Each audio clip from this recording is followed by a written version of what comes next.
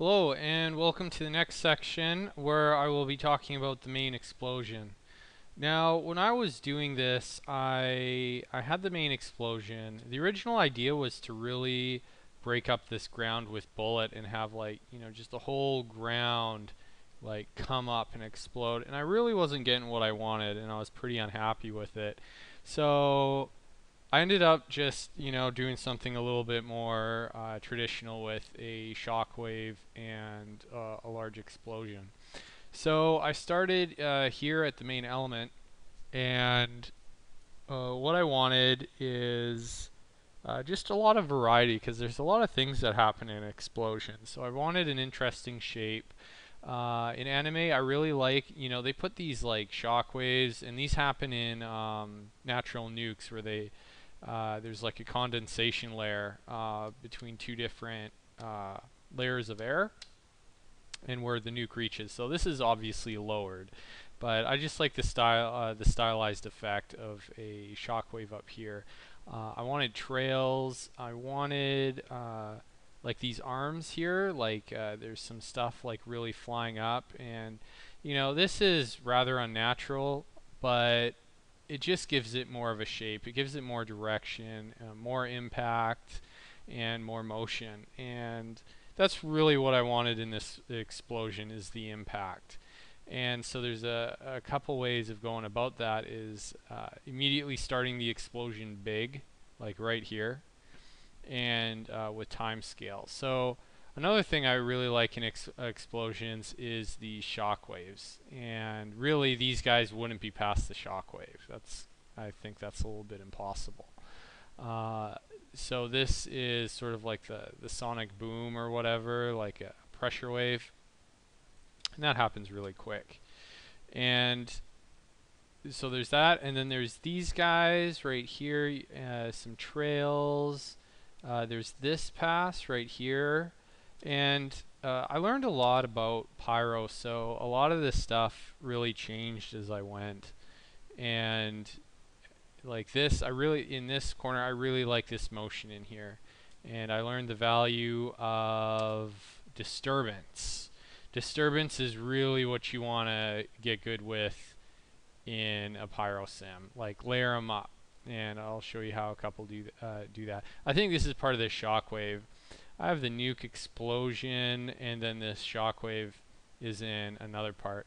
And a really big thing about this is that Nuke this is all deep composited with OpenEXR2 and Nuke. And this was absolutely essential. I would not be able to do this effect really elegantly without deep compositing, because really, as you can see here, here's all the explosion, like all those volume elements, here they are, and they just go. I have them in order according to the Houdini file here, and they just slide in perfectly. Like, it is the best, most amazing feature for effects that's happened in a long time. So you take a pretty big hit on the render time, but the files are quite a bit larger. But the complications of, because this shockwave happens behind this guy, they're all intertwined. I can render these separately. All these different elements, like there's 3 shockwave elements. There's this ground element here and here. Then there's this debris one, then there's particle debris, the main explosion. The main explosion has another explosion on top of it, which gives this fine dust effect that's lit up by the smoke.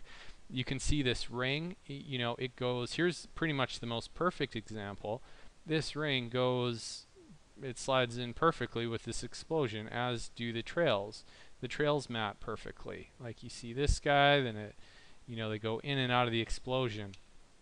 Doing this without deep compositing is a very big hassle. Very, very big hassle.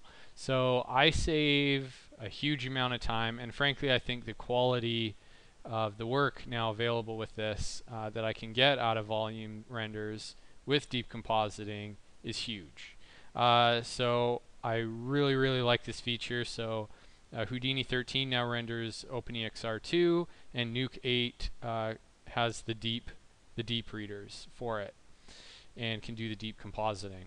So that's, I guess, the overview of it, a little bit of a technical overview. And so again, with the artistic direction, I wanted, the shapes really. So 1, 2, and then 3 right here. So that's my dominant, subdominant, and accent shapes. And sort of in the explosion, you have that as well. Not really in this guy. This would be the accent, but I did it in here. I have 3 shockwave elements, a dominant, subdominant, and accent shockwave, and then I have it on the explosion here too. These could be considered accents. The particles could be accents. Maybe I should have trails on them. And then this stuff right here is the subdominant of the explosion. So these are different sims in here, just like different materials ripping up, just some different motion to break it up. And that's about it. And a big part of it is the lighting. The explosion is lighting everything. I have that as an object light. The render times are pretty severe, not gonna lie. The explosion took a week. And this guy and the dust is equally as long, and I think them combined it was in the hundreds of hours. So doing this again, I need to be moving to the cloud. You can't lose a week on a personal project because you really lose momentum. And that's a big thing, because you want to be working on this every day, on these large endeavors every day. And when you lose a week, it's really tough to get back into it. So at least for me, like I said, it was a struggle to get this done.